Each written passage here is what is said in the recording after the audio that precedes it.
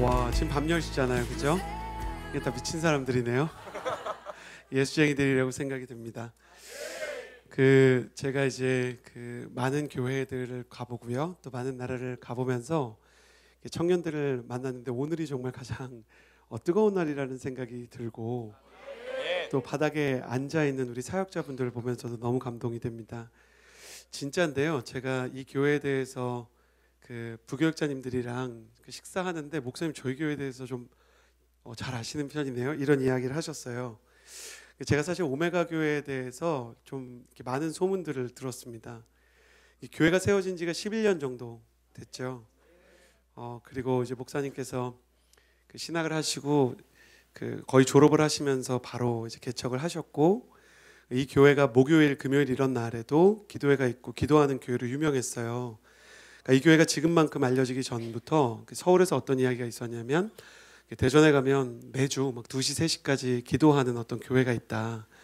그리고 목사님 설교가 엄청 길다는 소문이 있었고, 그리고 거기에 이제 많은 분들이 이제 있는데 세상이 고칠 수 없는 사람들이 변화돼서 예수 그리스도의 제자가 된다는 이야기를 들었어요.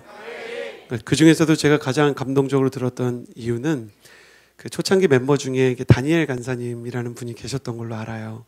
여기 다니엘 홀이 있죠. 그래서 그 간사님이 지금은 이제 주님 품에 계신데, 완전히 힘을 쓰고 방황하던 삶에서 이 교회를 만나서 인생이 변화돼서 주님께 쓰임 받고 또 더 좋은 길을 갈 수 있었는데도 교회와 함께 동역하다가 많은 사람에게 사랑과 도전을 주고 가셨다는 이야기를 들었는데요. 그런 이야기 하나하나가 너무 감동적으로 느껴지는 거예요. 그리고 그 안에서 제자가 되고 훈련이 되고 변화되는 그 과정이 어떻게 가능했을까, 제가 굉장히 궁금했는데 목사님을 보니까 이해가 좀 됐는데 좀 무서워 보이는 거예요. 목사님 싸움을 잘할 것 같이 생겼는데 근데 이제 진짜 만나보니까 저는 약간 완전 카리스마틱하고 강렬한 스타일이라고 생각을 하고 주눅이 들어서 왔는데, 너무 따뜻하고, 또 부교육자분들 만났는데 부교육자분들이 이렇게 기도하시는 게 느껴지고, 근데 너무 따뜻하고, 저는 뜨거운 교회라고만 생각했고 실제 예배도 뜨겁긴 했는데 사실 그 내면에 굉장히 따뜻한 사랑이 있다는 것을 보게 돼서 이 교회에 온 것을 굉장히 감사하고 또한 충만함으로 생각합니다.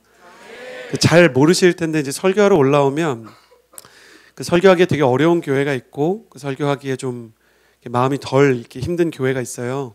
근데 지금 제 마음은 제가 이상한 얘기만 하지 않는다면, 하나님의 말씀에 근거한 이야기를 한다면 제가 하는 것보다 이분들이 더 큰, 마치 대한민국이 홈에서 4강에 갔던 것처럼 하나님께서 이분들에게 귀한 은혜를 주시기로 작정했다는 생각이 들고요. 제가 볼 때 저만 이제 은혜 받기로 작정하면 오늘 다 눈물 몇 방울 흘리고 돌아가는 수준을 넘어서는 역사가 있게 될 거라고 생각합니다. 저는 오늘 여러분과 함께 너의 이름은이라는 제목을 가지고 말씀을 나누고자 해요. 여러분, 공중의 왕이라고 불리는 독수리에게도 까마귀가 천적이라는 거 혹시 알고 계십니까? 그 독수리가 이렇게 올라가면 까마귀가 막 이렇게 독수리의 비행 경로를 방해를 해요.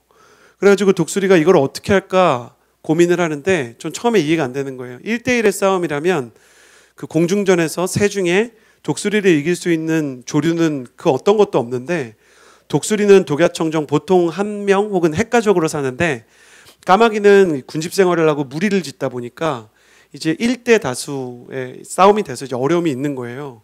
그래서 여러분 구글에서 찾아보시면 까마귀가 독수리 막 등에 타고 막 이러는 장면들이 나와요. 날아다니는 독수리 등이에요. 근데 이렇게 수도 많고 또 빠른 편인 까마귀를 떼어넣기 위해서 독수리가 하는 일이 있는데, 그게 뭐냐면요, 간단합니다. 독수리가 상공 3,000m 이상까지 올라가기 시작해요. 독수리는 모든 조류 중에 가장 높은 곳까지 올라갈 수 있는 조류고 산소가 희박할 때 유일하게 숨을 쉴 수 있거든요. 그래서 독수리가 올라가기 시작하면 까마귀는 그걸 추격하기 위해 개와 고양이 사이처럼 혹은 개와 원숭이 사이처럼 계속 그를 추격하고 또 그를 붙잡고 싶어 하다가 현기증이 나서 그 밑에서 정말 닭 쫓던 개마냥 까악까악거리면서 그냥 의미 없는 울음소리만 내는 거예요. 여러분, 우리가 기도하려고 할 때 이와 똑같은 일이 일어나요. 우리는 하나님께서 우리를 기도의 독수리로 부르셨는데 우리가 기도하려고 하면 까마귀들이 그걸 계속 방해한다는 걸 많이 경험했어요. 청년의 경우와 어른의 경우가 다른데, 어른들은 이거 하나면 충분해요. 가스불 끄고 왔나? 뭐 이런 거 하나면 그러니까 기도가 안 되기 시작하는 거예요. 우리 애 밥 차렸나? 간식 막 난방 켜는 법 모르는 보일러 안 켜고 왔는데 막 이런 거예요. 그리고 청년은 어떻게 하면 이제 한 방에 마음이 어려워지는지 제가 그 온누리 교회나 오메가 교회나 똑같은 거 얘기해 드릴까요? 헤어진 남자친구가 저기서 은혜 받고 있으면 그러니까 예배가 안 되기 시작하는 거예요. 그러니까 뒤통수만 봐도 여러분 아시죠? 은혜 받는 뒤통수와 은혜 못 받는 패역한 뒤통수가 나눠져 있잖아요. 근데 은혜 받는 뒤통수를 보면 너무 화가 나는 거예요. 여러분 제가 답을 알려드릴게요. 진짜 실전 노하우예요. 어떻게 하면 남자친구 여자친구랑 헤어지고 나서 남에게 사람의 시선 의식하지 않고 큰 은혜 받고 어려움 겪지 않는지 아세요? 맨 앞자리에 앉으세요. 뒤통수가 안 보이는 자리로. 그래서 앞에 누가 앉았잖아요. 그럼 바닥에 앉는 거예요. 그래서 여기 써주세요, 목사님. 실현자석 이렇게 써서 가장 그 부스러기가 가장 빨리 떨어지고 하나님 은혜가 은혜 없이 살 수 없는 사람들.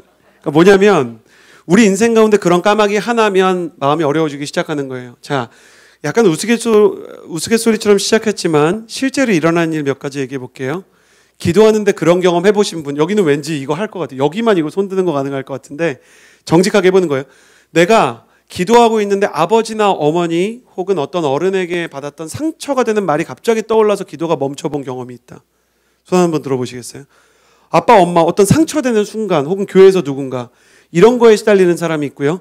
기도하는데 교회 안에서 갈등이 있는 사람이 생각나면서 그 사람 용서해야 되는데 용서 못하는 나 자신에 대한 정죄감 때문에 기도 막혀봤다. 손 한번 들어보시겠어요?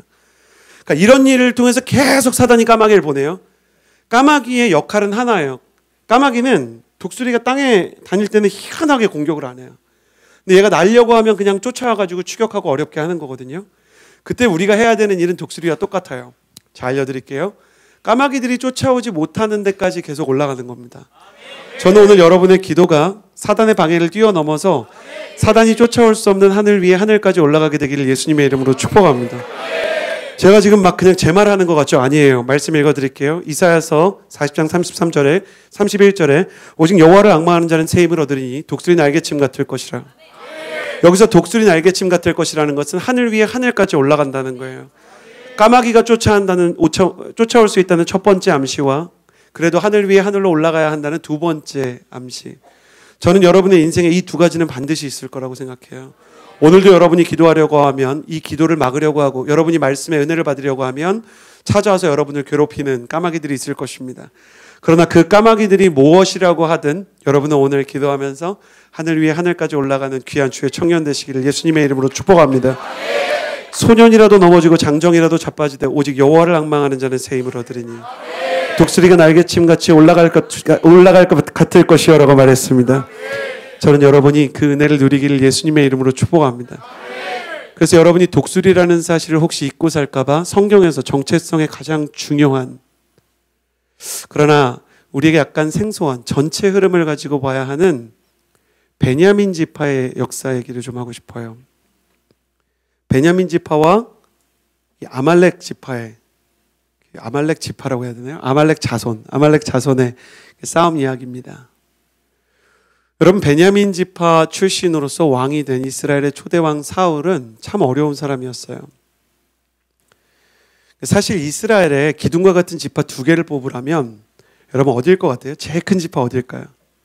예수님 태어나신 유다 있고 그 다음에 야곱의 12아들 중에 가장 위대했던 그 사람이 누구예요? 12아들 중에 최고 창세기의 마지막 인물 누구죠? 꿈쟁이 요셉. 요셉의 장자인 에브라임과 유다가 가장 큰 지파예요. 이걸 정치 세력화하면 우리나라의 거대 양당처럼 큰 세력을 가지고 있는 그런 지파라 할 수 있어요. 베냐민 지파는 어떤 지파냐면 사사기 마지막에 하나님 앞에서 그리고 다른 지파들에게 몹쓸 짓을 했어요. 성범죄랑 살인을 크게 벌여서 나머지 11지파랑 전쟁을 해서 11지파랑 싸웠으니 이길 수가 없잖아요. 가장 많이 학살되고 가장 작아진 지파가 베냐민 지파예요. 그러니까 우리나라로 치면 상식적으로 양당 중에 하나에서 대통령 나올 것 같은 생각이 있잖아요. 이쪽이든 저쪽이든. 근데 이분은 완전히 그냥 너무 작은 정치 정당이라고도 하기 애매한 곳에서 왕이 된 사람이었어요. 그러다 보니까 집권 초기에 어떤 일이 있었냐면 이 사람들이 저 사람을 왕으로 인정을 안 하는 거예요.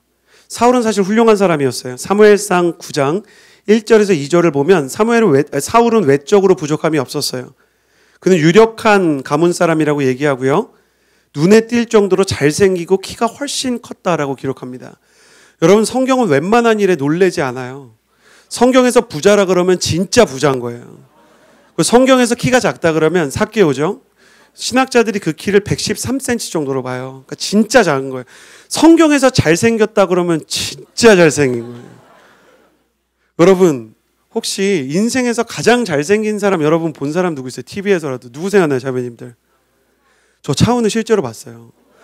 제가 커피빈에 갔는데 올림픽공원 커피빈에 차은우 씨가 있는 거예요. 저는 그때 하나님의 창조의 공평성에 대한 의심이 생겼어요.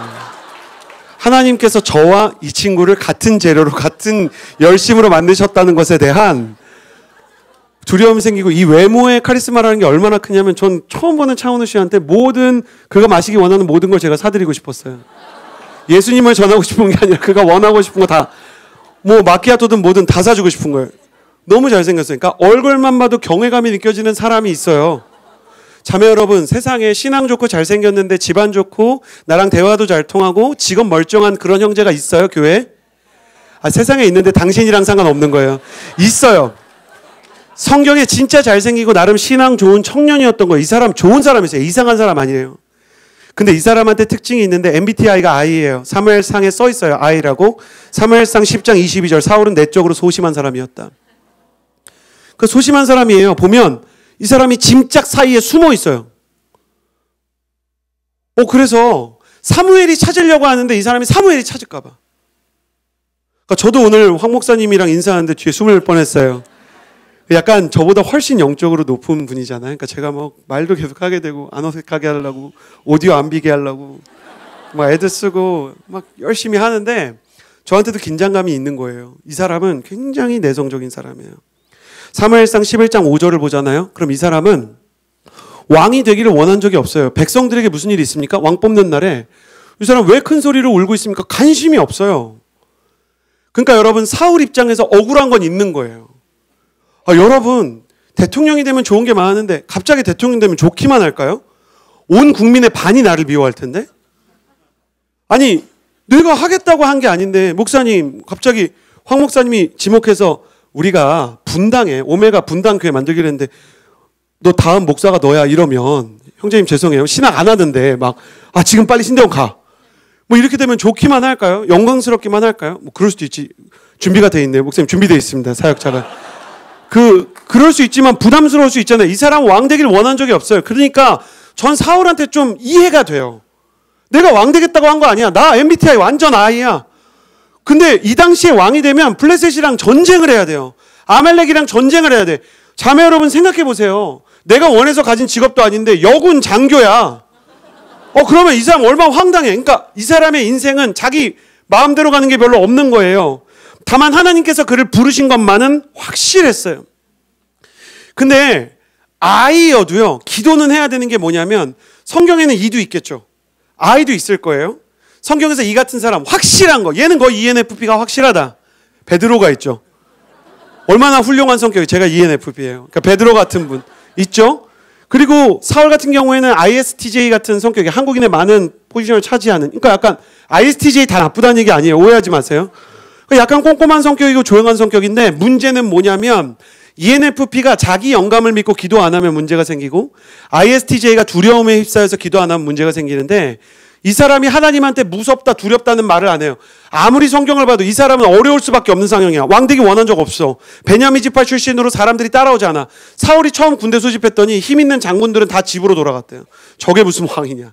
야, 차은우 생겼는데 지금이야 막 몸 좋고 하지만 차은우 같은 분이 만약에 장군이라 그러면 뭔가 좀 안 어울리잖아요. 마동석이 장군인 거랑은 다르잖아요. 그러니까 연약해 보이니까 우리 따라갈 수 없다. 그리고 막 집에 가는 거예요. 타령은 예나 지금이나 죽음이에요. 전쟁 시에. 이순신 장군 명령에서 바로 그 타령한 병사들한테 이유가 있지만 칼로 베어버리죠. 군법은 지엄한 것이다. 근데 사울은 그렇게 하지 못한단 말이에요. 문제는 그가 그 어려움을 얘기하지 못하는 거예요.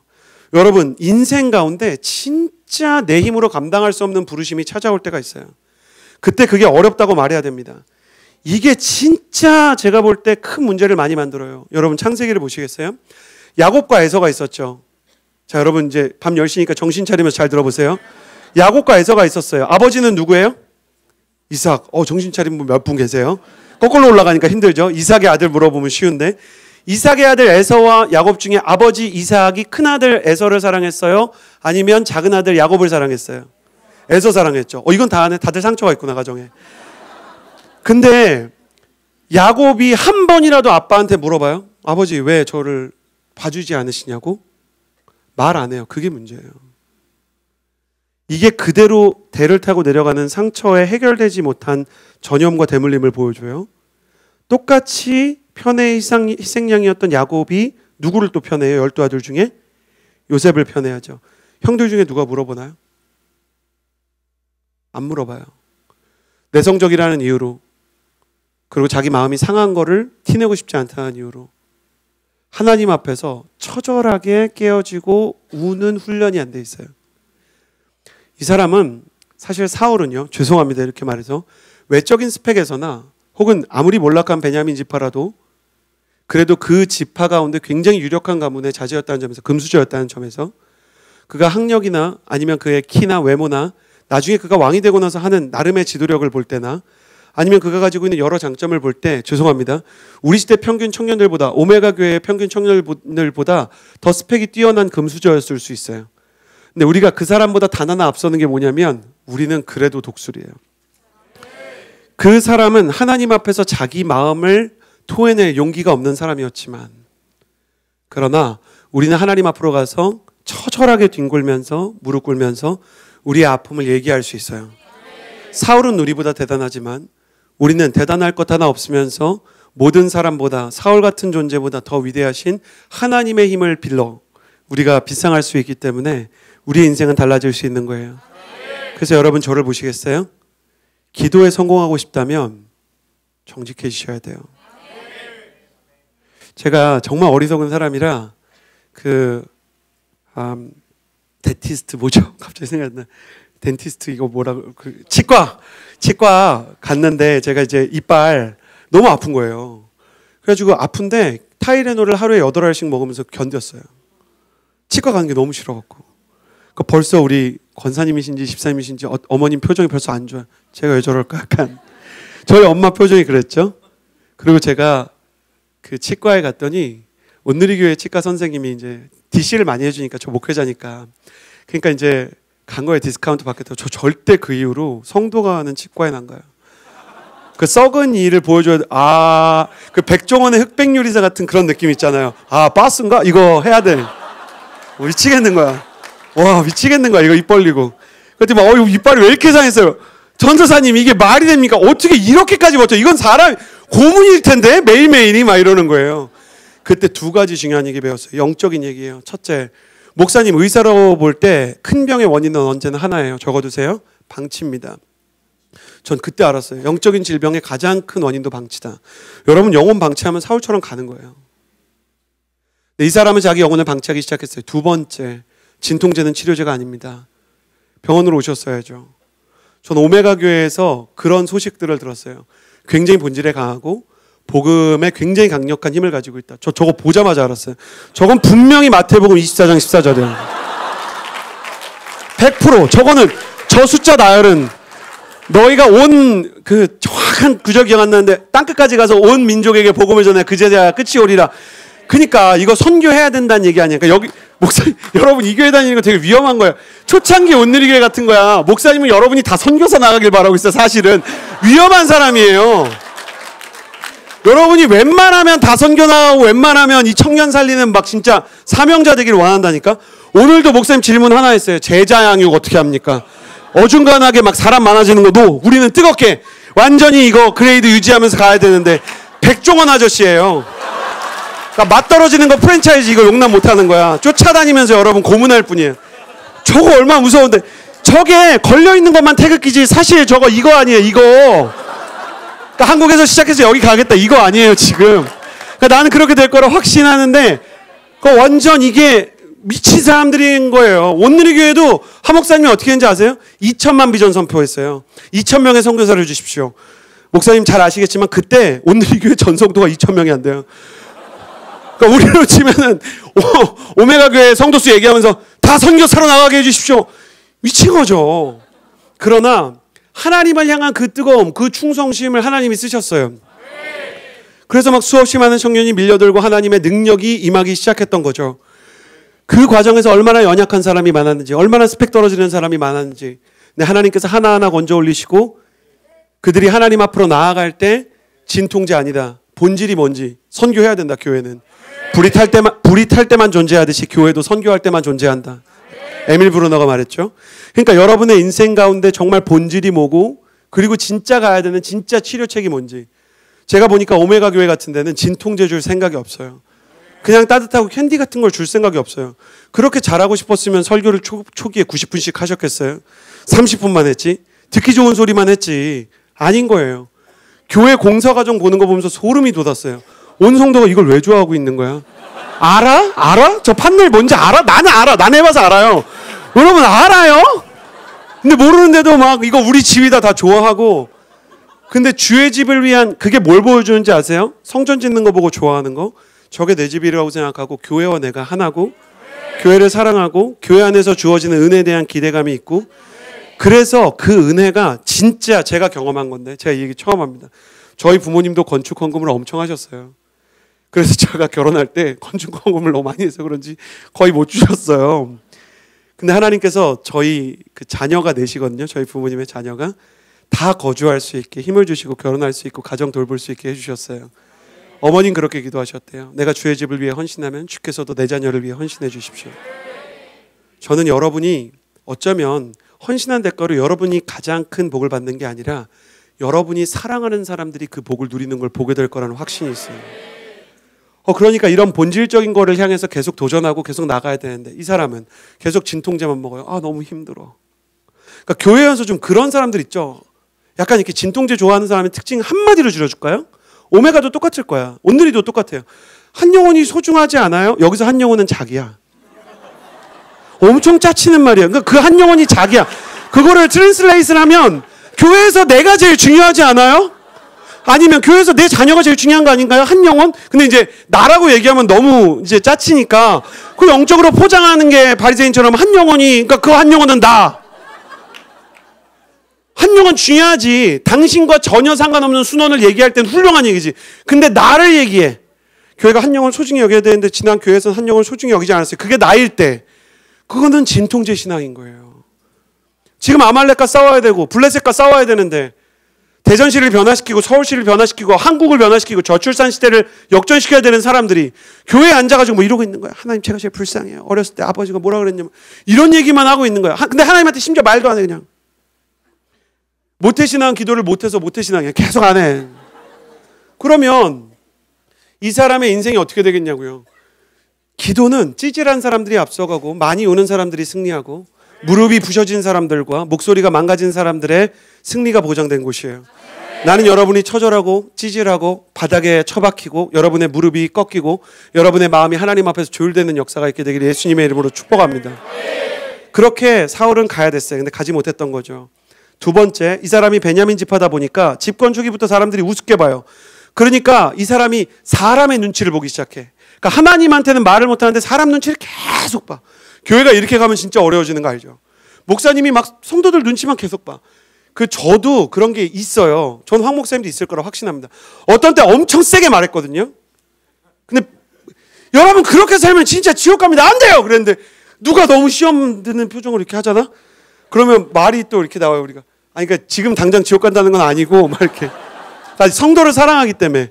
근데 그걸 넘어서 성도님들이 싫어할 만한 얘기 못해. 죄 얘기 못해. 회개 얘기 못해. 동성 얘기 못해.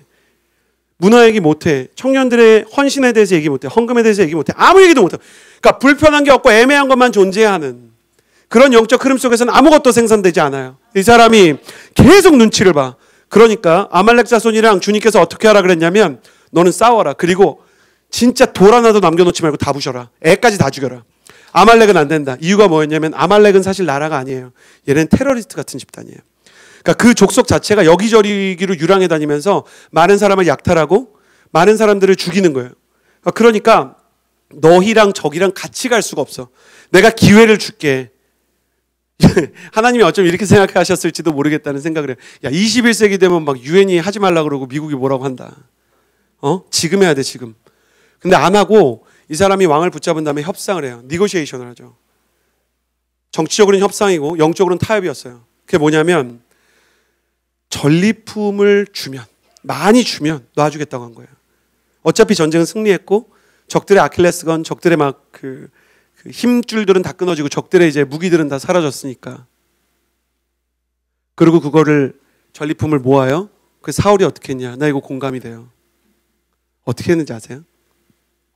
자기가 가져가서 정치 자금으로 썼을까? 아니에요. 사람들 나눠줘요. 영적인 포퓰리즘을 시작한 거예요. 사람들한테 야, 내가 이거 줄 테니까 나 예뻐해줘야 돼. 나 좀 지지해줘. 내가 이렇게 돈 갖다 주잖아. 아말렉에서 가져온 최고급 황금이야. 그렇게 사울을 쫓아오는 사람이 많아진 거예요. 사울이 이해가 되시죠? 근데 여러분은 그런 거 안 해봤습니까? 여러분도 아울리치에서 누가 나 미워하는 것 같으면 막 눈치 봐보셨잖아요. 사람이 날 좀 이상하게 보는 것 같으면 여러분, 그래, 오메가 교회는 안 할 것 같긴 하다. 저 이렇게 청소년 때는, 근데 좀 그렇게 유약한 때가 혹시 있었나 물어보는 거예요. 지금 말고.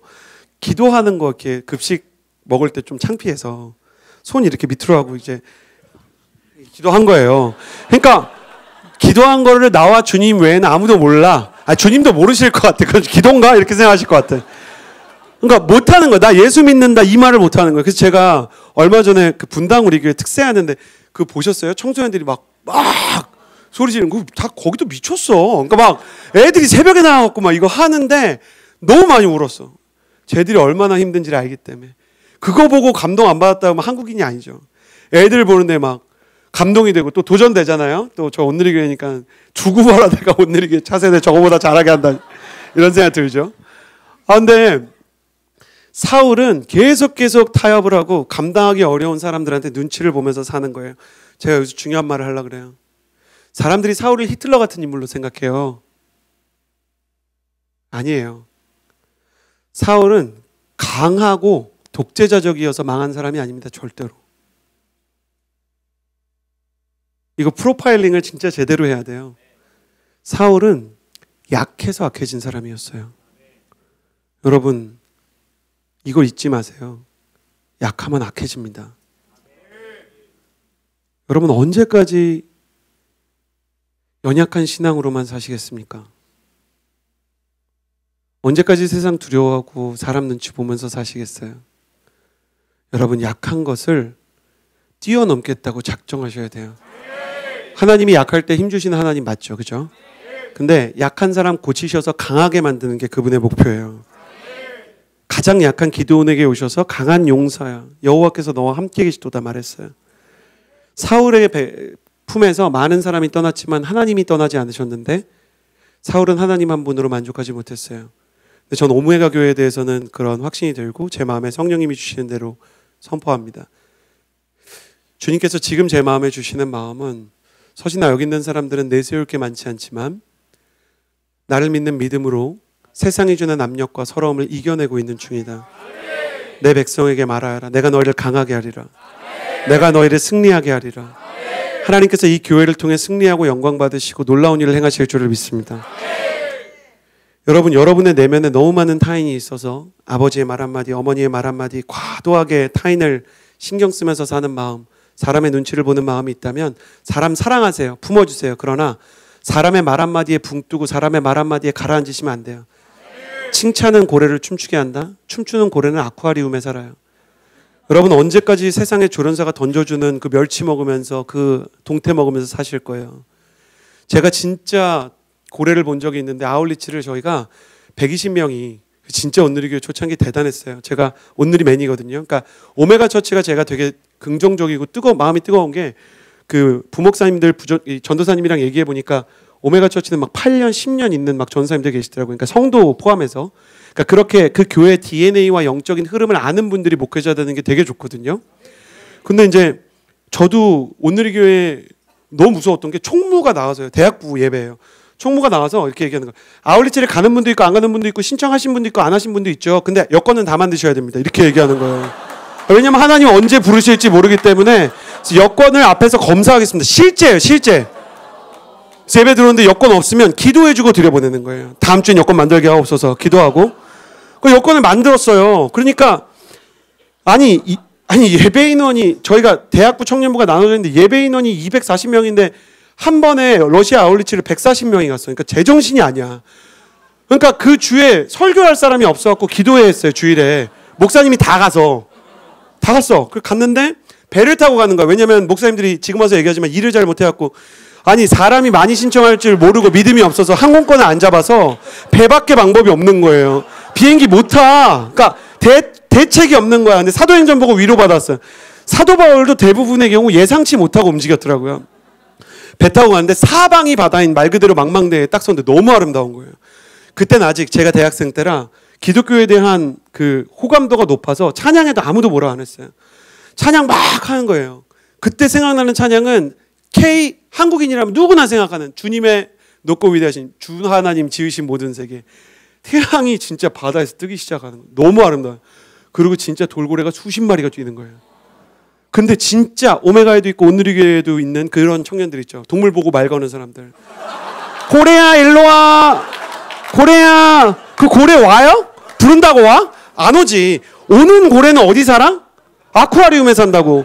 진짜 고래는 사람이 이렇게 한다고 안 와요. 새우깡 줄게 막 이래도 안 오는 거예요. 그때 알았어요. 칭찬이 고래를 춤추게 하는 건 비극이에요. 당신은 왜 사람의 칭찬과 비난에 그렇게 길들여져 있나요? 왜 칭찬 한마디에 마음이 이만큼 뜨고 비난 한마디에 마음이 이렇게 가라앉아요? 그게 사울이었어요. 그것 때문에 거기까지 간 거예요. 아말렉 못 죽여. 해야 되는 일이 있는데 선포해야 되는 죄가 있는데 안 해. 그거 죄 아니고 상처라고 말해. 너 상처는 남 책임이라는 거고 죄는 내 책임이라는 건데 회개 안 해요. 십자가 얘기 안 합니다. 예수의 피 묻은 복음 얘기 안 해요. 그리고 그냥 가는 거예요. 긍정의 힘 얘기하고 형통에 대해서만 이야기하고 축복에 대해서만 얘기하는 거예요. 기도의 목표는 오직 축복과 형통. 아닌 거예요. 기도의 목표는 형통과 축복 물론 있죠. 그거 주실 건데 먼저 그의 나라와 의 이게 1번이고 두 번째는 그 의를 위해서 준비된 군사들이고 강한 사람들인 줄을 믿습니다. 이 교회의 크기보다 이 교회의 온도가 더 중요해요. 이 교회 사람 숫자보다 이 교회 한 사람 한 사람이 가지고 있는 평균 영혼의 온도가 중요한 것입니다. 당신 영혼의 온도를 1도라도 끌어올리는 거예요. 그래서 너무 가슴이 뜨거워서 겨울에 막 반팔 입고 운동하는 사람이 반팔 입고 가끔 나가면 안 추운 것처럼 세상의 말 한마디에 이리로 저리로 휩싸이지 않는 사람이 돼야 되는데 그렇게 안 한 거예요. 그러고 나서 중요한 얘기를 할게요. 에스더서 3장에 보면 에스더서가 기록하는 역사는 간단하죠. 다 아실 거예요.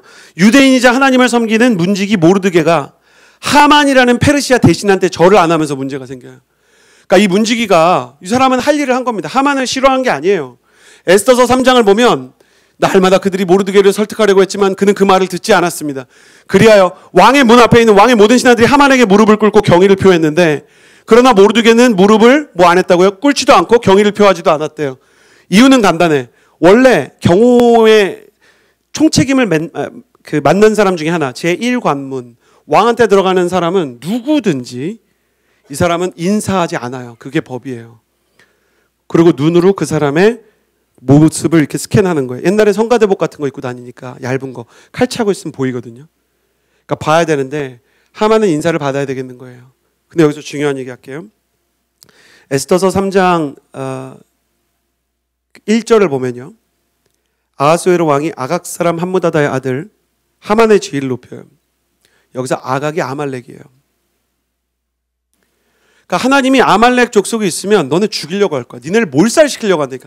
쟤네는 블레셋이랑도 달라. 하나님이 심지어 블레셋을 몰살시키려고 하신 적이 없으세요.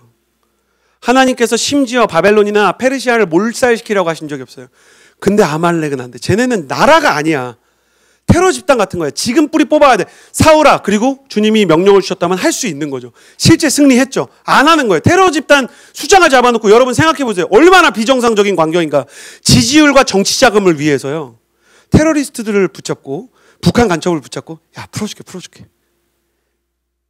김정일 선생님한테 금괴 좀 받아와. 그러면 간첩 풀어줄게. 이 말이 됩니까? 그런 일을 했는데 결국 이 일이 일어나는 거예요. 그리고 모르드게와 이 아각 사람 하만의 갈등이 계속 이렇게 시작이 되는 거죠. 그러면서 이 사람이 인사를 안 하니까 세상에서 제일 치사한 게 연대 책임 아니겠어요? 그 나라의 모든 사람을 몰살해버리겠다. 이 법을 왕에게 제안을 해요. 소수민족인 유대인한테는 페르시아 제국의 왕이 별 관심도 없어요. 그러니까 우리가 잘 모르는 아프리카 부족처럼 관심 없어요. 중국에 수천 개의 소수 부족이 있다면서요. 근데 우리가 티벳이랑 몇몇 부족 빼고 모르잖아요. 그러니까 부족을 몰살시킨다니까 그냥 왕이 하만 너가 하고 싶으면 내가 해주지. 이 역사적인 사건에서 표면적으로 위기는 인사 한 번이고 미치광이 하만이 나타나서 그 민족을 죽이겠다고 하는 거지만 사실 영적으로는 그가 아말렉 민족의 후손이었다는 게 중요한 거예요. 사울이 살려준 아말렉 후손이 끝내는 이스라엘을 완전히 학살하려고 했다는 이 사건은 우리에게 굉장히 중요한 하나님의 진리를 가르쳐 줍니다. 여러분, 불순종이 끝내 눈덩이처럼 불어나서요, 내 가문과 내 나라에 산사태를 일으키게 돼 있어요. 아닌 건 아니어야 돼요. 죄송합니다. 제가 여기 교회가 지금 어떤 그 참여나 혹은 응원의 어떤 정도인지 모르는데 그냥 제가 하나 얘기할게요. 저는 10월 27일에 설교를 안 하고 광화문에 가요. 저는 초등학생 아이를 둔 부모로서 차별금지법이 특히 포괄적 차별금지법이 통과되는 것은 절대 안 된다고 생각해요. 궁금하지 않으세요? 교회에 지금 횡령 문제가 있는 교회도 있고 세습 문제가 있는 교회도 있는데 목사님 왜 그 성별 문제, 소수자인 동성애 문제 이렇게 예민하게 반응하세요? 그렇게 얘기하는 세상 사람들이 있어요. 제가 말해줄게요. 여러분, 횡령한 거 나쁜 건 거 우리가 다 알아요. 그러니까 그걸 용서해 주냐 마냐는 뭐 교회마다 정서가 다르겠지만 그게 나쁜 건 거 다 알잖아요. 불륜 나쁜 건 거 알잖아요. 이런 교회 있어요? 전도사님들이 좀 불륜해도 괜찮지, 찬양인도 잘하면, 이런 교회가 있어요? 여긴 아닐 것 같은데? 그렇잖아요? 아이, 뭐 설교 잘하면 됐지, 횡령 좀 해도. 아유, 우리 오메가 센터처치 기둥 한 2개 빼도 되지. 누가 그렇게 생각해? 근데 차별금지법은 뭐가 문제인지 말씀해 드릴게요. 동성애의 문제나 성별 전환의 문제가 죄가 아니라고 말하는 거예요. 비유할게요. 도둑이 있는 사회는 위험하죠. 근데 절도죄가 없는 사회는 더 위험한 거예요. 이해가 됐어요? 살인자가 있으면 위험하죠. 아니, 세상에 사람을 죽이는 사람이 있다니 얼마나 위험해. 근데 살인이 죄가 아닌 세상이라고 생각해 보세요. 그걸 무법천지라 불러요. 이 사람들이 원하는 건 하나님의 율법에 대한 무법천지예요. 그 정치가 한 사람 한 사람의 문제가 아니라 이 시대가 가지고 있는 마음인 거예요. 난 그거 못 따라가겠습니다. 내가 원하는 건 내 아들에게 내 아들이라고 부를 수 있고 내 딸에게 내 딸이라고 부를 수 있고 성경에 써 있는 그대로 남자와 여자를 통해서 가정이 세워진다는 믿음을 가지고 있는 거예요. 근데 계속 타협하죠. 계속 막 아니라 그러죠. 그렇게 계속 물러서죠. 물러서다 보면 산사태가 일어나서 다시는 되돌릴 수 없을 거예요. 다음 세대에게 제가 어느 나라라고 말하기도 그러네요. 유럽의 나라에 갔어요. 그냥 얘기할게요. 제가 프랑스에 갔어요. 거기는 헌법에 써 있습니다. 알고 계십니까? 프랑스는 무신론적 국가다. 써 있습니다. 차별금지법을 비롯한 그러한 류의 법이 계속 개정되면서 거기까지 갔어요. 거기에서 논란이 된 사건이 있었는데 목사인 부모가 자녀에게 성경을 읽어주는 것은 불법인가 합법인가? 목사인 부모가 읽어주는 것은 자녀가 종교를 선택하는 거에 대한 자유를 박탈한다는 거예요. 거기까지 가는 겁니다. 성별 수준이 아니에요. 노방전도 세상 끝까지 가서 복음을 우리가 와 진짜 프랑스 경찰 대단하더만요. 낭트에서 목회하는 목사님이랑 같이 거기가 왜 선교지인지 알고 갔어요. BTS 춤추고 블랙핑크 춤추니까 경찰들이 같이 춤추다가요 찬양으로 바뀌니까 기가 막히게 앰프를 뽑아버리더라고요. 그건 안 되는 거예요. 프랑스에서. 여러분, 프랑스 유럽이라고 다 안전할 것 같죠? 아니에요. 수상소감이 생방송으로 중계가 영화제에서 돼도 1분에서 3분 정도 미리 이렇게 이제 딜레이를 주거든요. 하나님 얘기 나오면 바로 끊어버려요. 갑자기 노루가 뛰어다녀요. 못하게 하는 거예요. 하나님에 대한 이야기 못하게 돼 있어요. 아예 법적으로. 여러분, 이런 나라가 되고 계속 타협을 하고 내일이 아닌 것처럼 생각을 하면 어려움이 찾아오니까 영적인 지도자들이 모여서 함께 기도하자고 이야기하는 것이고 이러한 일들이 있다는 게 저의 다행이라고 생각이 되는 거예요. 저는 오메가 교회가요, 청년의 부흥과 다음 세대를 위해서 뿐만 아니라 무너져 내려가는 이 나라의 모든 영적인 기관들을 제대로 보수하고 회복하며 하나님께서 기뻐하시는 진리 위에 뿌리 박아서 소위 제자 양육이라고 말할 때 진리가 무엇인지 말씀이 무엇인지 하나님이 그렇다고 얘기하면 그런 줄 아는 사람 되기를 예수님의 이름으로 축복합니다. 내 정치적 성향, 내 사회적 성향, 내 학문적 성향과 상관없이 주님이 그렇다면 그런 줄 알고 멍청하게 가야 돼요. 이거 봐요. 지금도 미친 사람들이 이게 몇 시에요? 10시 40분에. 그런데 이 영적인 선한 광기가, 이러한 영적인 기계가 없으면 이제 세상은 바꿀 수가 없는 거예요. 저는 여러분이 지금보다 더 강해지기를 예수님의 이름으로 축복합니다. 성전이 세워진다니까 너무 좋은 거예요. 여러분 밖에서 볼 때는요, 오메가 교회는 진작에 주님께서 땅 주시고 건물 주실 거로 생각했어요. 근데 제가 직접 와서 보니까 드디어 이때가 왔구나. 이분들은 참 이 안에서는 고민도 있고 고뇌도 있고 여러 생각이 있고 기도가 있었겠지만 밖에서 너무 당연했거든요. 여긴 부흥하고 이런 일이 생길 거야. 근데 하나 기도가 더 생기죠. 본당 규모가 커지겠죠. 사람은 더 많이 올 겁니다. 그럼 그때도 지금의 영적인 온도를 유지할 수 있을까? 이건 아멘할 문제가 아니라 여러분이 그렇게 준비하고 사람을 설득하고 여러분이 이 기도의 자리를 채우고 이 DNA를 지켜야 됩니다. 부흥이 사람을 약하게 만들 수 있습니다. 건물이 사람의 의지를 부족하게 만들 수 있어요. 그러나 여기는 그렇지 않을 것입니다. 하나님께서 느헤미야의 성벽을 주신 이후에, 느헤미야서가 제일 아름다운 이유는 성벽 완성되고 안 끝나서예요. 그리고 영적 개혁을 계속 밀어붙이거든요. 성벽이, 보이는 성벽 쌓고 나선 보이지 않는 영적 성벽을 개관하고 회복하고 증축했어요.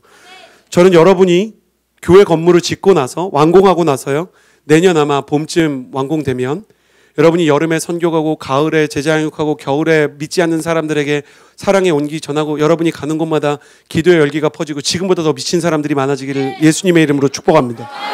그냥 어리석은 사람 되는 거예요. 미친 사람이 되는 거예요. 그러나 이 사람은 그러지 못해서 자기 인생에서 계속 이제 후퇴를 했던 사울이죠. 근데 여기에 성경의 비밀이 있어요. 자, 하나님이 그러면 이제 이 아말렉의 대척점에 세운 모르드게와 에스더는 감으로 어느 지파였을까? 베냐민 지파예요. 여러분, 이게 성경 전체를 가지고 얘기해야 돼요. 베냐민 지파. 그때 사울이 순종하지 못해서 이 나라에 위기를 가져왔던 그 지파. 하나님이 그 후손한테 이 싸움을 시키는 거예요. 하나님은 얼마나 좋으신 분인가. 견보자 없고 호부견자 없다는 말이 있어요. 호랑이의 자식이 개일 수 없고 개의 자식이 호랑이일 수 없다. 이게 조선의 양반론을 이야기하는 가장 중요한 문장 중에 하나죠. 출신 성분이 모든 걸 결정한다. 근데 이게 지금은 신분은 없고 계급은 없는데 심리학이라는 이름으로 우리 안에 많이 들어와 있어요. 알코올 중독자의 아들은 알코올 중독자가 되고, 이혼한 자의 딸은 이혼하게 되고, 폭력 가운데 시달렸던 사람은 폭력을 낳게 된다. 아니에요. 하나님께서는 정말 망가진 베냐민 지파 그 가문과 그 가정에 사울이 끔찍한 일을 저질렀지만 그 가문을 버리지 않으시고, 나는 베냐민 지파를 선택했기 때문에 이 아말렉 자손 하만과 함께, 아말렉은 이제 에스더서에서 역사 속에서 지워져 버려요. 자, 이 임무를 내가 누구한테 맡기냐? 베냐민이다 이거예요. 그러니까 모르드게는 억울했을 거야. 저를 보세요. 이게 중요해. 모르드게는 억울했을 거야. 나 때문에 지금 베냐민 지파 때문에 사울이랑 지금 똑같은 상황이야. 온 백성이 너 때문에 우리가 더 힘들어지고 막 믿지 않고 이 사람 지도자가 아니고 야 문지기면 다 난리가 났어. 똑같은 상황, 똑같은 두려움, 사람들에 대한 눈치가 오는데 이 사람은 에스더와 함께 하나님의 방식으로 이겨내기를 선택하는 거예요. 근데 이게 너무 놀라운 건 뭐냐면, 여러분, 모세 시대랑 여호수아 시대도 그랬어요. 성경에서 제일 불순종 많이 한 시대가 어디겠어요? 모세랑 같이 했던 광야 시대. 그러니까 40년을 뺑뺑이를 돌았죠. 근데 성경에서 가장 순종했던 세대가 언젠지 아세요? 신학적으로 여호수아 세대예요. 바로 그 자식이야. 불순종 밑에서 순종이 태어나고, 그리고 계산 밑에서 헌신이 태어났어요. 여러분의 부모의 이름이 뭔지가 중요한 게 아닙니다. 여러분의 아버지는 하나님이시며 하나님께서 여러분을 통해서 여러분의 가문과 여러분의 운명을 바꾸시기 원하신다는 것을 믿으셔야 돼요. 우리 시대에 이 일이 일어날 거예요. 자, 저를 보세요. 많은 사람들이 말합니다. 한국교회 끝났다. 청년부흥 없다. 한국교회 다음 세대 희망이 없다. 없기는 없다고 말하는 너희한테는 없지. 하나님께서는 여전히 이 나라 민족을 사랑하시고 언더우드의 기도를 기억하시고 하영조 목사님이나 혹은 수많은 김장한 목사님이나 또 CCC의 김중곤 목사님, 옥하는 목사님, 조영기 목사님 같이 이미 소천하신 그 기도의 사람들의 기도를 잊지 않으시고 대한민국과 청년을 향한 비전과 승리와 성취의 날을 예비하신 줄을 믿습니다. 승리를 예비하신 주님께 감사와 영광의 박수를 올려드리겠습니다. 세상이 뭐라고 하든 우리는 하나님 옆에 서며 내 부모의 이름이 무엇이든, 내 영혼의 상처가 무엇이든, 내 인생에서 겪었던 나의 상흔이 무엇이든, 나는 하나님의 사람으로, 약속의 자손으로, 조선 땅의 사람으로, 동방의 예루살렘을 계승한 사람으로, 평양 대부흥을 인계하는 사람으로 이 영적 유산을 잃지 않을 것입니다. 이 교회에서 그 일이 일어나게 될 거예요. 베냐민 지파에게 하나님이 이걸 맡기는 거예요. 근데 여기서 비밀이 있어. 진짜 중요해. 큰 그림에서 보자고. 그럼 말을 해줘야지. 그러니까 하나님이 모르드게야, 너가 사실 베냐민이잖아. 니네 조상 중에 사울 있는 거 알지? 알죠. 그 자식이 옛날에 아말렉 없앴어야 되는데 안 없애서 그래갖고 이게 너한테 온 거야. 근데 이게 다 나한테 계획 있다? 그러니까 너가 이제 계속 영적으로 강하게 서서 계속 하는 거야. 기도하고. 그러면 바뀌라고 말을 해주면 하지. 여러분, 성경에서 진짜 중요한 게 있어요.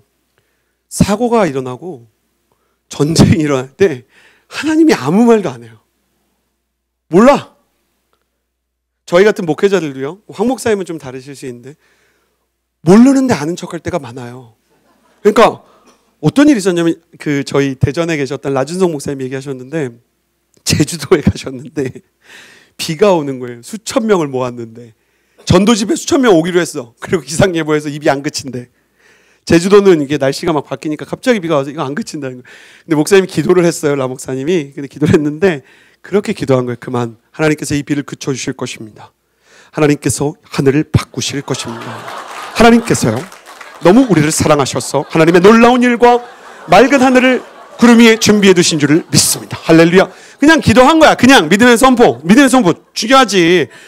근데 그걸 듣고 예언이라고 누가 소문을 낸 거예요. 목사님이 예언했어.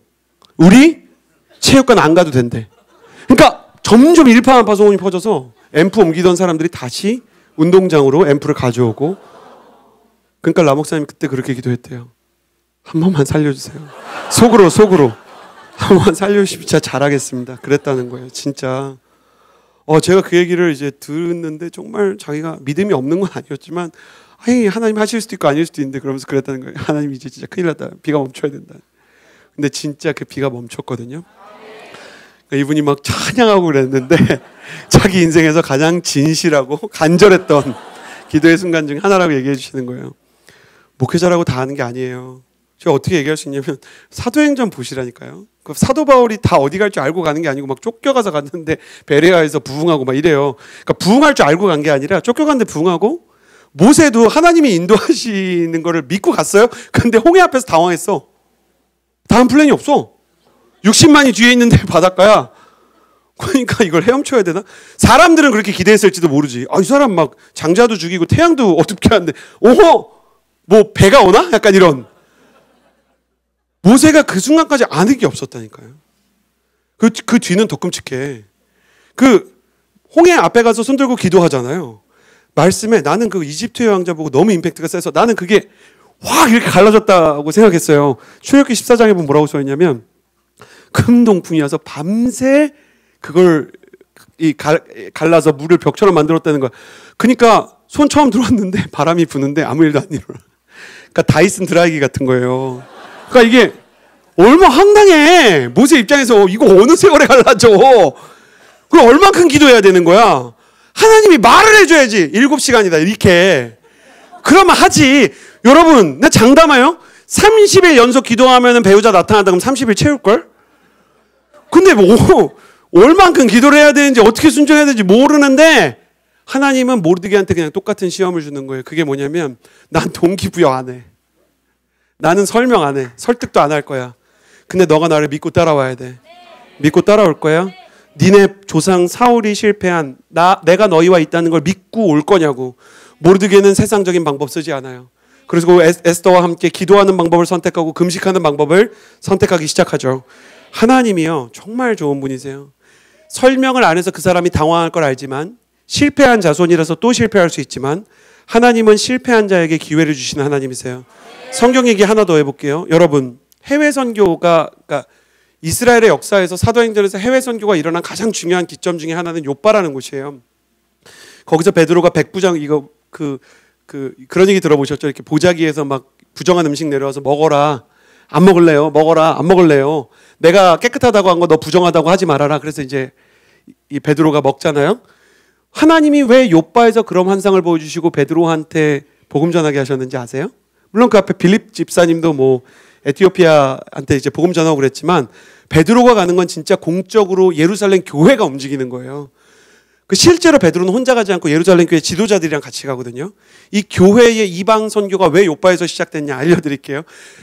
요나가 하나님이 니느웨 가라 그럴 때 다시스로 간 배 탄 데가 욥바예요. 요나가 역사상 최초로 이방인한테 하나님의 음성을 전한 사람이에요. 그러니까 북이스라엘 아니고 남유다 아니고 아수르 가서 회개를 선포하는, 그러니까 최초의 선지자라고 선교사라고 보는 신학 흐름이 있어요. 최초의 선교사를 누구로 보냐? 요나로 많이 보는 거예요. 근데 이 사람이 선교에서 실패했기 때문에 하나님이 그 땅에서 선교를 시작하는 거예요. 그러니까 하나님은 우리가 넘어진 것도 기억하고 있어. 굉장히 드라마틱한 거예요. 하나님이 그 넘어진 곳에서 시작하고 넘어진 가문에서 시작하는 거예요. 그래서 여러분 가문에서 넘어졌던, 하나님 앞에서 죄지었던, 하나님이 기뻐하지 않았던 흐름이 있으면 여러분이 그걸 끌게 될 줄을 믿습니다. 여러분의 가문 가운데 막 이혼의 영이 있고 우울의 영이 있고 낙심의 영이 있고 자살의 영이 있고 여러분의 인생 가운데 찾아오는 수많은 패배와 낙심의 영이 있어요. 그거 끊을 사람이 여러분입니다. 여러분은 하나님의 칼이요 운명을 자를 자요 하나님께서 부르신 베냐민 지파요. 여러분이 실패하고 무너져서 명문 가문에서 태어나지 않았다고 하더라도 하나님께서 쓰실 사람인 줄을 믿습니다. 하나님께서 이 베냐민 지파를 사랑하시는 거예요. 그래서 나의 과거의 불리함이 나의 미래의 유리함을 결정하지 않는다. 내가 가지고 있었던 나의 과거의 상흔이 나의 내일을 움직일 수 있다는 생각하지 마세요. 얼마나 많은 TV 프로그램과 얼마나 많은 전문가들이 상처가 인생을 만든다 그래요? 그거 틀린 말 아니에요. 일리 있는 말이죠. 세상의 전문가가 하는 말은 전면 부정하기에는 너무 일리 있는 말이 많아. 그렇지만 절반의 진실이에요. 이렇게 말해드릴게요. 상처의 영향력이 엄청나고 가난의 영향력도 엄청나고 대학을 좋은데 못 간 거에 대한 영향력도 사실은 엄청나지만 하나님께서 우리의 인생을 붙잡아 주시기 때문에 나의 초라한 과거와 실패와 상처조차 허비되지 않고 주님의 재료로 쓰일 줄을 믿습니다. 하나님께서 그렇게 우리의 인생을 만들어 가시는 거예요. 당신의 과거가 당신의 내일을 만드는 게 아니라 당신의 주인이신 하나님께서 당신의 인생을 만들어 가시는 분이시라는 것을 믿습니다. 그리고 나서 이제 에스더가 나와요. 와, 에스더 대단한 사람이야. 또 보면 재밌습니다. 에스더 말씀을 이렇게 보면은 어떤 게 있냐면, 자, 이제 에스더한테 모르드게가 한 말을 보면 이제 답답한 게 튀어나오죠. 에스더서 4장 13절 14절 한번 읽어볼까요? 같이 읽어볼게요. 시작. 모르드게가 그를 시켜 에스더에게 화답하되 너는 왕궁에 있으니 모든 유다인 중에 홀로 목숨을 건지리라 생각하지 말라. 이때 네가 만약 잠잠하여 말이 없으면 유다인은 다른 데로 말미암아 노인과 구원을 얻으려니와 너와 내 아버지 집은 멸망하리라. 내가 황후의 자리를 얻은 것이 이때를 위함이 아닌지 누가 알겠느냐. 딱 봐도 삼촌 모르드게가 화가 났죠. 왜 화가 났냐. 아, 대단합니다. 진짜 에스더. 유대인이 학살될 법이 이제 실행만 남겨두고 지금 국회에 아직 통과만 안 된 상황에서 유대인들은 금식하고 통곡하는 거예요. 모르드게 역시 문직인데 몸 좋아야 되는 마동석인데 몸이 야위어 가는 거예요. 모르드게의 조카 에스더는 이 소식을 듣고 괴로워하는 거예요. 고아인 자기를 키워준 삼촌. 에스더가 고아거든요. 그래서 모르드게가 키워줬는데 우리 삼촌이 저렇게 슬퍼하다니. 그러면 정상적이면 삼촌의 기도 제목을 듣고 왜 우는지 물어봐야 되는데 어떻게 하는지 아세요? 좋은 옷을 보내요. 이게 지금 옷으로 해결될 상황이에요. 루이비통 가방을 보내면 삼촌이 어머나 금식을 그만해야지. 지금 그렇게 되겠냐고. 벤츠 G바겐을 뽑아가지고 보내주면 삼촌이 지금 민족이 자기 때문에 다 죽게 생겼는데 어머나 G바겐 죽기 전에 벤츠를 탔으니 그래도 성공한 남자다. 이렇게 생각하겠냐고. 삼촌은 민족을 위해서 배옷 입고 통곡하는데 딸 같은 조카는 명품 옷을 사와. 전 이걸 보면서 에스더가 정말 지혜로운 여자가 맞나 의심이 됐어요. 아, 그쵸. 지혜는 있는데 눈치가 없었나 봐.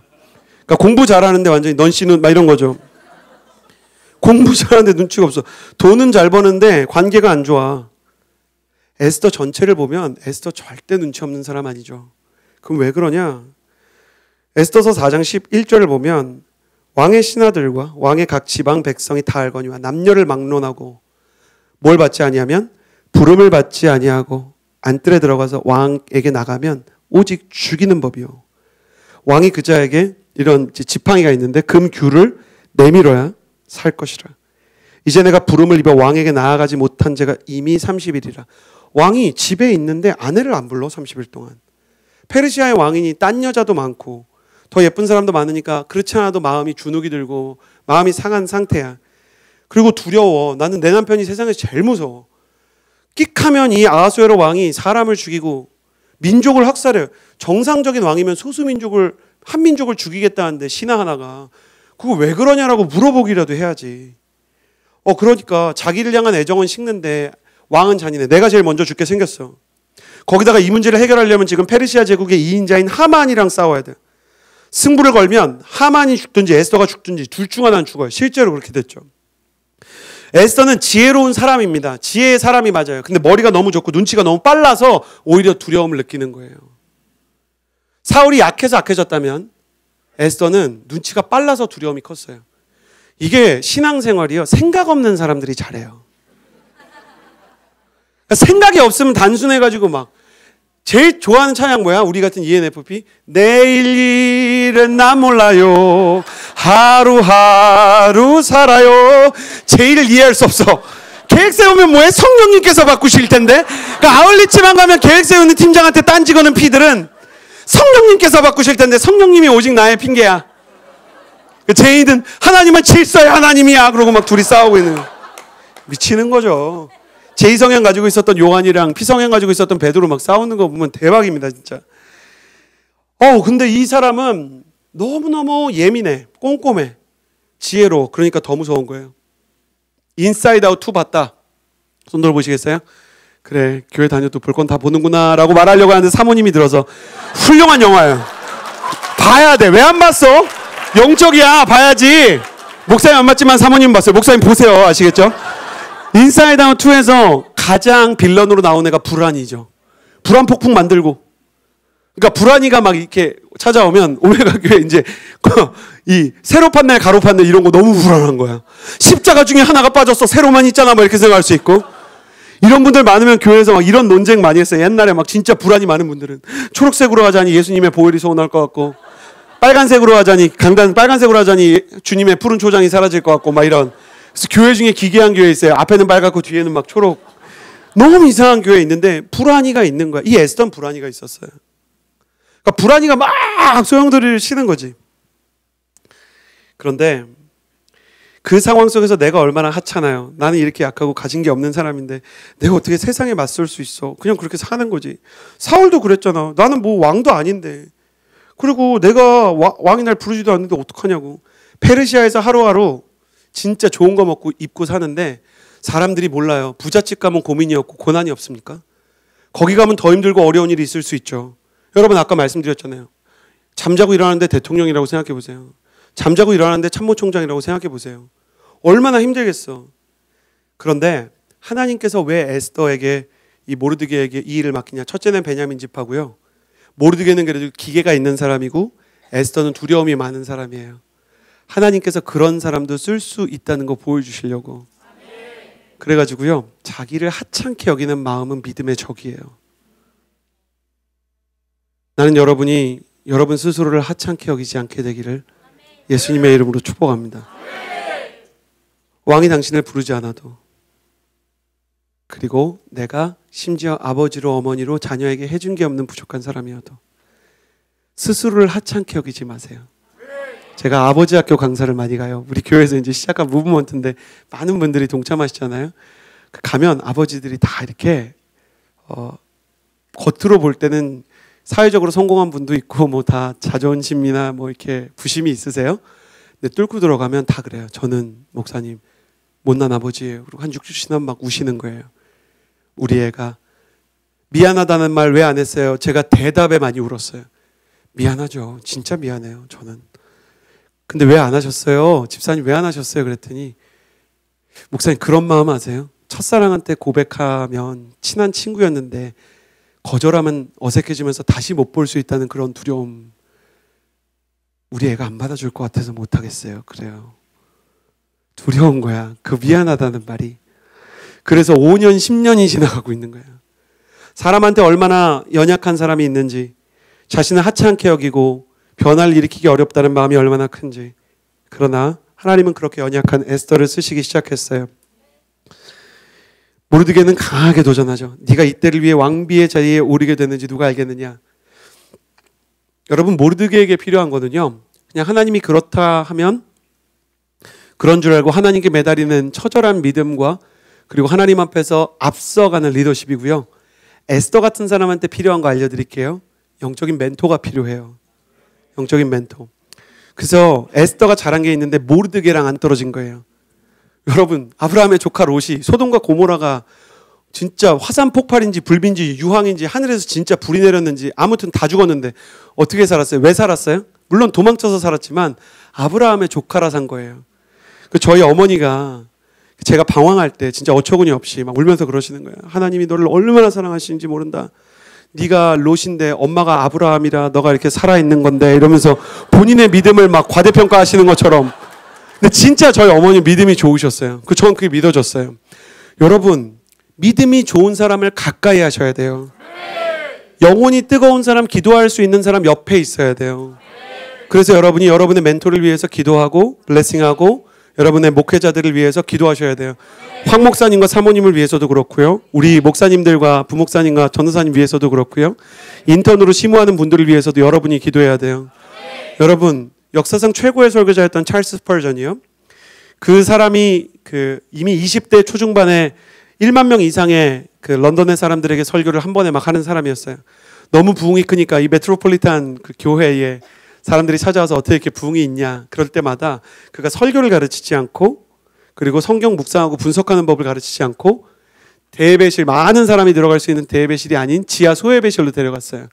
그럼 거기 수백 명의 사람이 찰스 스펄전과 예배드리는 성도님을 위해서 중보하고 있었다는 거예요.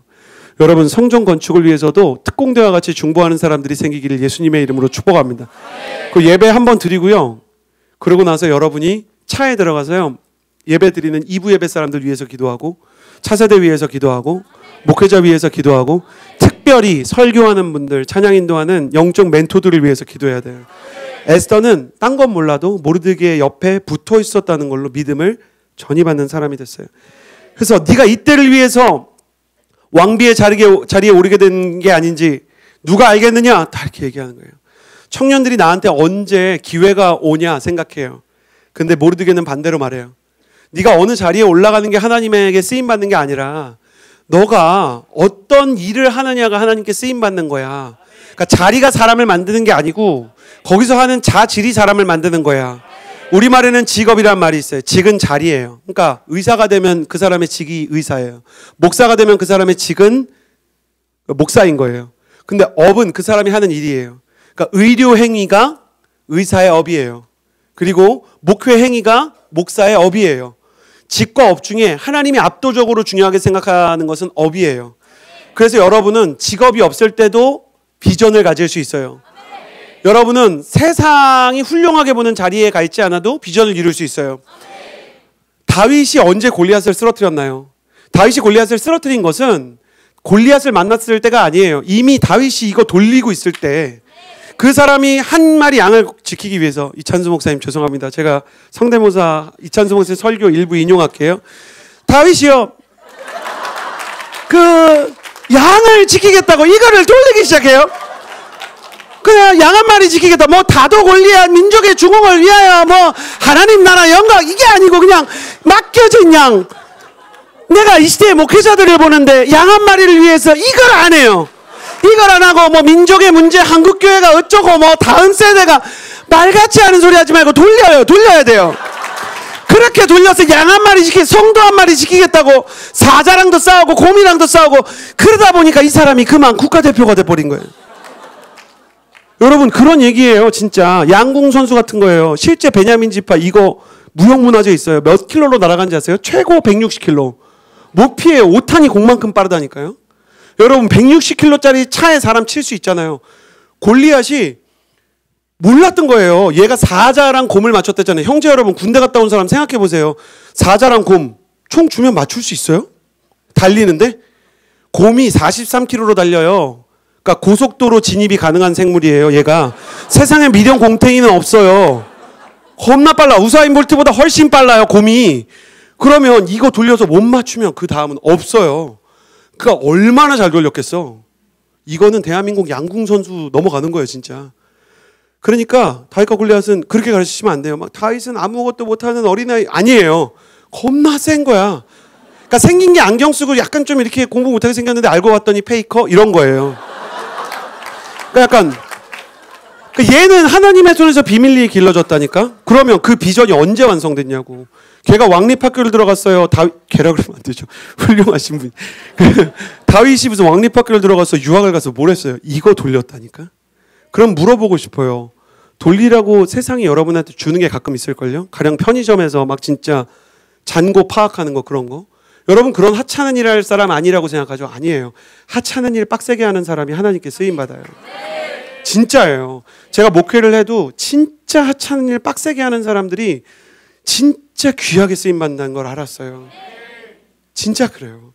한 번의 기회가 주어질 때 죽어라 하는 거예요. 제가 한 번은 그 대학 청년부에서 이제 시리즈 설교를 기획하는 일을 해야 됐어요. 근데 제가 너무 빨리 하고 너무 적절한 주제를 만들어 오니까 어떻게 적절한 주제를 이렇게 빨리 만들어 와? 이렇게 누가 물어봤어요. 제가 옛날에 누구라고 말할 수 없는데 제 사수 중에 본부장님이 책갈피 하나를 써도요. 시리즈를 만들어 와도요. 그러니까 전도 집회를 준비를 해요. 그러면 좀 인격적인 교회는 그 타이틀을 정하고 대상을 정한 다음에 뭐 게스트도 정하고 흐름을 정하잖아요. 근데 이분은 그게 아니에요. 아예 완성된 세 개의 기획안을 갖고 와서 하나만 선택해요. 그리고 이건 2번 다시 쓸 수가 없어요. 그러니까 그렇게 버려진 것들이 그때 시리즈가 됐어요.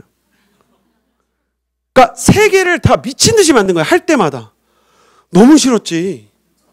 진짜 너무 싫었어요. 지금에서야 얘기하지만 너무 유명한 분이라 말할 수가 없네. 그러니까 너무 힘들었어요. 근데 지금 와서 보니까 그래도 그렇게 맡겨주신 그분 때문에 글 쓰는 게 늘고 시리즈 하는 게 늘고 적절한 게스트를 찾을 수 있는 힘이 생겼어요. 기획하는 힘이 생긴 거예요. 단기간에. 하나님이 여러분 지금 그러고 있죠. 2개 중에 하나. 왜 내한테 이렇게 초라한 일 시키냐. 아니면 이거지. 왜 우리 목장에는 자꾸 곰이 나타나고 사자가 나타나냐. 그러니까 직장에 갔는데 막 곰이 나타나. 막 빨라. 우리 그냥 부장님이 곰이에요. 우리 사장님이 사자예요. 사장님이 미쳤어요. 막 약간. 다윗이 그러고 나서 직장에 취업하죠. 그게 어디예요? 공기업? 사울의 이제 비서실인데 공기업에 들어갔는데 왕이 미쳤네. 직장 직속 상사가 미친 사람이었어요. 유진 피터슨 다윗 현실에 뿌리박은 영성은 다윗에 대한 책 중에 가장 위대한데 다윗이 비전을 받고 제일 처음 한 일이 미친 왕을 섬기는 일이었다 그래요. 그러나 그는 이미 자신을 하찮게 여기고 사무엘에게 데려가지 않고 무시로 일관했던 아버지 밑에서 수십 년을 살아왔으므로 수십 년까지는 아니죠. 수없이 살아왔으므로 그의 인생 가운데 그 억울함과 그 부당함에 맞서 싸울 수 있는 힘이 있었죠. 다윗이 MG였어 봐요. 대박이지. 노동청에 고발했지 진짜. 그랬을걸요. 막 사울이 막 진짜 막 헛소리하면 막 에어팟 끼고 막 전 이걸 껴야 능률이 오르는 편입니다. 막 이런 소리하고 막. 아니 왜 저렇게까지 하나 싶어야 된다니까요. 무슨 사역을 할 때 미친 사람들이 있어요. 오메가엔 100% 있다 생각해. 있어. 그렇게까지 황 목사님도 놀라게 해야 돼. 그렇게까지 기도하라고 한 건 아니야. 막 이 정도. 실려가야 돼. 막 중보팀장이 수행 맞고 막 목사님 그래도 우리 교회 안전하죠. 막 목사님이 막 목사님 우리 위해서 기도하고 있죠. 막 이렇게 실려가고. 진짜 그런 일이 일어나야 돼. 여러분의 인생에 과도한 헌신, 미친 사람과 같은. 아니 왜 그렇게까지 하냐고. 하나님이 원망스럽겠지. 모르드게는 하만이 죽인다 그래. 다윗은 사울이 죽인다 그래. 그리고 또 막 이거 막 돌릴 때 랄프 클레인 같은 학자들은 그 시대에 곰이나 사자 개체수가 50마리 내외였을 걸로 봐요. 그 50마리 중에 한 마리 그거 대한민국보다 더 만나기 힘들다는 얘기야.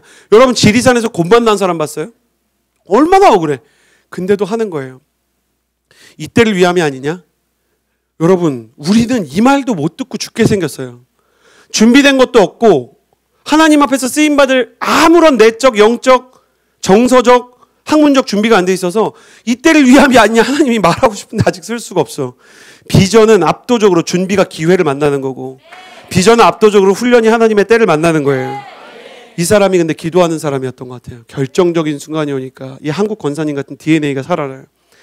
만약에 왕을 설득하고 싶고 왕한테 이쁨을 받고 싶고 30일 만에 부름을 받고 싶었으면 메이크업을 해야지. 그러니까 뷰티 유튜버 이런 거 봐야죠. 일본식 화장 해볼까요? 뭐 이런 거 찍고 있어야죠. 금식하면 수척해지잖아. 금식하면 막 입술 막 하얘지잖아. 그래도 에스더는 기도를 선택해요. 그건 에스더가 하나님께서 나를 쓰실 때 미모가 아니라 기도를 쓰신다는 것을 믿었기 때문에 그래요. 미친 여자처럼 기도해서 수척해지는데도 미모를 포기하고 기도를 선택해요.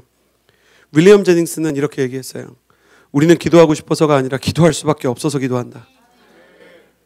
에스더 마음이 그랬어요. 그리고 그녀가 기도하기 시작할 때 하나님께서 그걸 보셨겠죠. 모르드게의 믿음과 에스더의 기도, 그것이 바로 사람의 눈치가 보여서 믿음을 등졌던 사울이 잘못했던 것, 하나님에게 토라져서 기도하지 않았던 그 사울의 두 가지 죄를 커버하는 일이었던 거예요. 이 사람들은 몰랐을 거예요. 그러나 성경을 읽으면서 보면 이 사울의 죄를 담당시키시고 그 가문을 영광스럽게 하신 하나님, 그래서 놀라운 비밀인데, 지금 우리가 이스라엘 사람들이 유대인이라 그러잖아요. 그건 유다 지파가 남았기 때문에 그래, 남유다에. 근데 유대 지파만 남은 게 아니랍니다. 그때 북이스라엘로 10개 지파가 올라갈 때 베냐민 지파가 유다 지파에 남아서 유대인이라고 통칭해서 부르지만 아직도 베냐민 지파는 죽지 않고 아말렉 사람들에게 몰살당하지 않고 2000년이 지금 지난 지금도 우리에게 하나님의 은혜의 이름으로 살아남아 있는 것입니다. 당신과 나는 누구입니까? 나의 이름은, 너의 이름은 무엇입니까? 베냐민 지파입니다. 불순종하고 잘못하고 사람 두려워하고 눈치 봤던 베냐민. 그래서 하나님이 우리를 위해서 일을 못하신다 생각하죠. 제가 이 얘기하고 이제 기도하려고 그래요. 이 얘기하고 기도할까요? 제가 이제 아울리치를 갔다 오면 아들이 싫어해요. 그 집회 가는 것도 아들이 좀 별로 안 좋아해요. 그래서 제가 목사님이 귀한 걸 준비해 주셨는데 해결됐어요. 목사님이 성심당빵 준비해 주셔가지고 대전에서 뭐가 제일 재밌어요? 성심당이 제일 재밌죠. 근데 성심당빵 가져간다니까 아들이 이제 괜찮아졌거든요.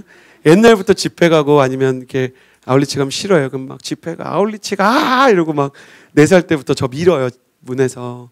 제가 캐리어를 싸면 선교 가는 거 너무 싫어서 이불로 숨겨놨었어요. 목사 아들의 상처죠. 근데 애가 울다가 한참 달래고 이제 아울리치 다녀와서 재우는데 애가 울다 잠들어요. 손가락 빨면서. 울다 자는 애의 모습을 보는 아빠의 마음은 진짜 너무 힘든 거예요. 근데 그때 제가 머리를 쓰다듬으면서 그런 말을 했어요. 연준아, 아빠가 하나님 위해서 일하는 거야. 맞아, 너 말대로. 하나님이 가족보다 소중하냐고 너가 물어보니까 아빠 하나님 위해서 일하는 거 맞고, 아빠는 청년 사역을 17년 동안 했으니까 삼촌 이모 위해서 하는 것도 맞다. 근데 아빠가 일을 해서 교회에서 우리 가족들 이렇게 살 수 있게 도와주고, 또 아빠는 직업으로 일을 하는 거기도 해. 무슨 얘기를 제가 하고 싶었냐면, 잠든 애한테 다 말하게 돼요. 아빠 엄마는 우리 애 예쁘다, 뭐 기도해주고 이런 거.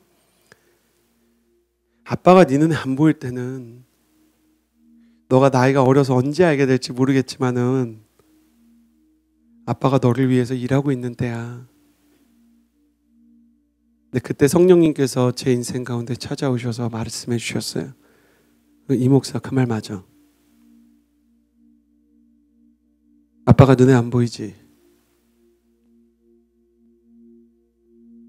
나를 섬기는 크리스천들과 청년 성도들에게도 이와 같이 말하여라. 아빠가 너희들 눈에 보이지 않을 때는 너희를 위해서 일하고 있다고. 베냐민 지파의 그 실패한 역사를 백성들조차 다 잊었는데 하나님은 못내 그 베냐민의 실패가 밟히고 그게 속상해서 우리 베냐민 잘할 수 있다고 기회 주시려고 모르드게랑 에스더를 선택하는 거예요. 그 사람들 입장에서 왜 곰이 나타나고 사자가 나타나는 다윗처럼 왜 이번에 하만이 날 죽이려고 하나? 여러분 인생에 고난만 보이죠? 그게 하나님의 오랜 역사에 의해서 만들어진 여러분의 역전과 승리의 첫 단추일 수 있다는 것을 기억하셔야 돼요. 너무 억울하죠. 기도하면 까마귀만 날아다니고 비상은 안 되고. 근데 하나님께서요, 여러분이 영적 침체를 겪고 있고 보이지 않는 그 순간에도 베냐민 지파를 위해 이렇게 치밀한 설계를 하고 계세요. 베냐민에게 다시 기회를 주시고, 사울이 믿음을 갖지 못해서 사람을 선택했던 것을 회복하시려고 모르드게가 주님만 믿게 하신 그 하나님께서, 사울이 하나님에게 가야 될 때 가지 않고 혼자서 자기 연민에 갇혀서 기도하지 못했던 걸 안쓰럽게 여기시는 하나님께서 에스더를 통해 기도를 회복하신 것처럼 여러분을 통해 기도와 믿음을 회복하지 않으시겠습니까? 여러분이 예수님께서 그렇게 말씀하셨죠. 너희가 믿으면 하나님의 일을 보리라. 나는 여러분이 그 믿음과 기도로 숨겨졌던 아빠가 뒤에서 하고 있었던 일 보는 철든 자녀 되길 예수님의 이름으로 축복합니다. 너의 이름은 베냐민 지파, 곧 포기할 수 없는 하나님의 자녀입니다. 기도하겠습니다. 제가 한 번 혹은 두 번만 기도하고 우리 황 목사님께 기도 부탁을 할게요. 이 말씀을 들으면서 여러분 그냥 일어나실 필요 없어요. 일어난다 믿음 좋은 거 아니에요. 해당되는 분만. 나는 아버지 어머니 가정에 우리 가정에 좀 상처가 있고 좀 문제가 있습니다. 자리에서 일어나 보시겠어요? 그러니까 부모를 용서했든 용서하지 못했든 나와 내 부모 사이에는 히스토리가 좀 있어요. 그러니까 지금 회복이 됐지만 나는 아버지와 어머니와의 관계에 아직 좀 용서는 했지만 우리 아버지의 좀 폭력적인 성향, 이혼의 문제, 갈등의 문제 이런 게 내 인생 가운데 있어요. 그래요. 당신이 바로 베냐민 지파입니다. 또 초청합니다. 나는 세상에 유력한 가문 출신이 아닙니다. 명문대를 나온 것도 아니고 대기업을 다니는 것도 아니에요. 스펙으로 치면 나는 유다나 에브라임과 같은 사람이 아닙니다. 스스로를 생각할 때 스스로의 스펙이 사회적으로 냉정하게 정말 상위권이라고 생각할 수 없는 청년이 있다면 그 자리에서 내가 베냐민입니다 하고 일어나세요. 자리에서 일어나 주시겠어요? 나는 세상과의 비교의식 때문에 눌릴 때가 있습니다. 스스로가 초라한 것을 아는 사람들, 스스로의 상처가 눈에 밟히는 사람들, 그리고 마지막으로 초청하기 원하는 분들은 나는 영적으로 하나님 앞에서 실패한 적이 있는 세상의 눈치를 보고 세상에 하나님이 기뻐하시지 않는 죄를 범했던 사울과 같이 두려워하고 믿지 못하고 기도해야 될 때 충분히 기도하지 못한 사람입니다. 자리에서 일어나 주시겠어요? 주님, 나는 믿음이 없는 사람이었습니다. 기도가 굉장히 많이 막혀 있어. 오늘 만약 충만과 은혜 가운데서 예배 드리시는 분이 있다면 서 있는 분들을 위해서 손을 뻗어서 기도하는 거고요. 자, 앉아있는 분들은 중보하기 위해서 손을 작게나마 이들을 향해서 뻗어주시기를 바랍니다. 앉아있는 분들 순종해 주시고요. 손을 뻗어서 하나님, 우리 오메가 교회에 지극히 작은 한 사람도 마가의 다락방의 모든 사람이 성령 받은 것처럼 회복되게 하여 주옵소서. 그리고 서 있는 분들은 두 손을 가슴에 얹고 주님, 내가 실패한 베냐민 지파입니다. 그러나 욥바에서 선교를 시작하시고 실패한 베냐민 지파의 후손을 통해 아말렉에서 승리하게 하신 하나님 아버지, 내가 이제는 주님께 쓰임받는 승리의 사람이 되게 하여 주옵소서. 이 시간에 기도하며 나아갈 때 서 있는 베냐민 지파들은 나를 강하게 하여 주옵소서. 믿음과 기도의 문이 열리게 하여 주옵소서. 앉아서 손을 든 분들은 하나님, 이분들이 하나님의 은혜로 회복되게 하여 주옵소서. 중보하며 간구하며 주여 세 번 무릎 짓고 기도합니다. 주여!